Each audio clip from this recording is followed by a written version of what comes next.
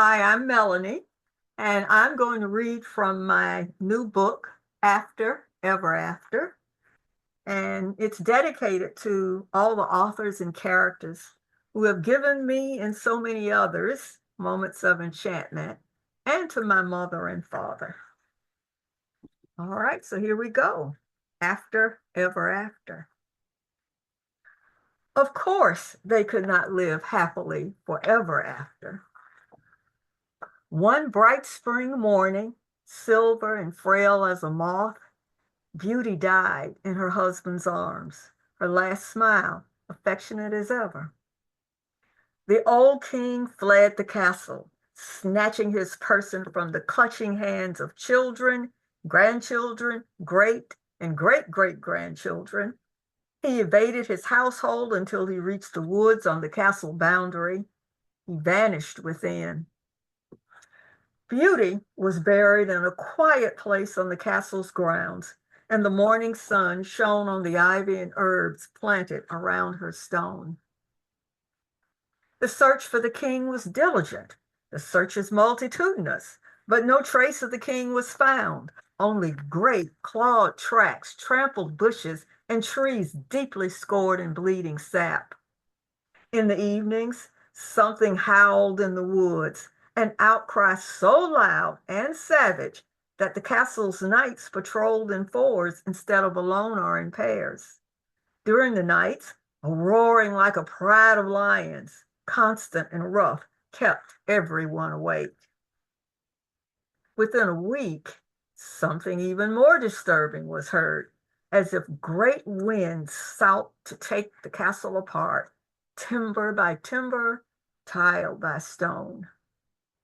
During the day, the search for the king continued, but no sign of any human was found in the woods.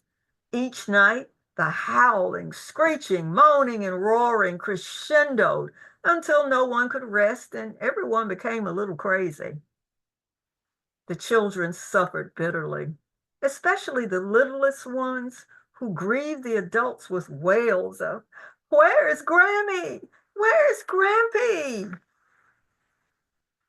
Then 7-year-old Alice and 6-year-old Chris Robin slipped their nurse's attention and got their fleet-footed selves to the woodland edge. "Grampy, Grampy, come back," they piped until borne away by terrified gardeners to be restored to their parents and their hapless nurse. And the king came home. He rolled himself up in dull red velvet and sat by the window where he could view the queen's grave.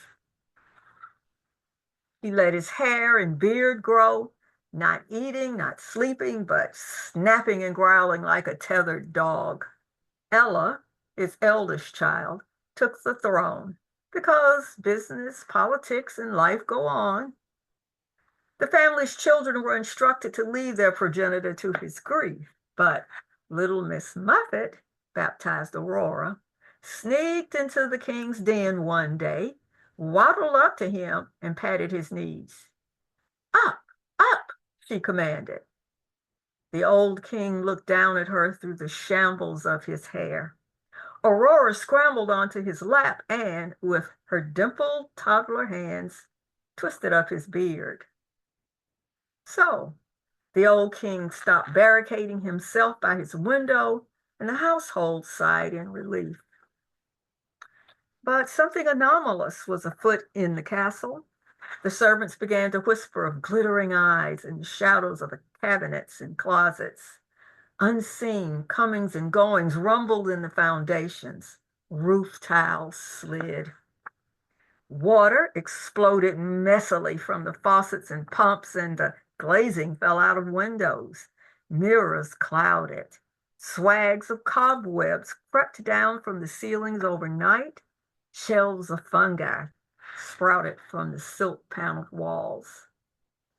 Queen Ella finally went to her father and said very firmly, "Now, Papa, you must stop all of this. You know Mama would not approve, and it isn't good for the children." He lunged roaring to his feet and swiped at her. She leaped back, hand to mouth, then fled the room. Sometime later, nearing dusk, when Queen Beauty's grave was in shadow, a son-in-law of the king soft-footed in, a great-great-grandchild on his hip, the one who had been nicknamed Bo Peep.